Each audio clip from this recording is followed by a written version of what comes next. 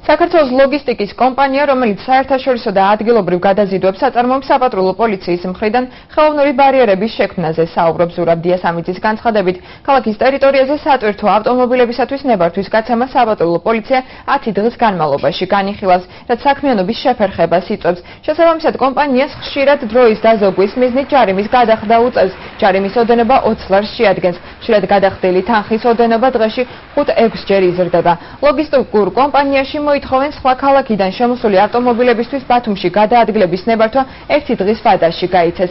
როგორ მოგვარდება გადამზიდავი კომპანიის პრობლემა და იგეგმება თუ არა კანონში ცვლილებების განხორციელება, შემდეგ გამოშვებაში მოგითხრობთ.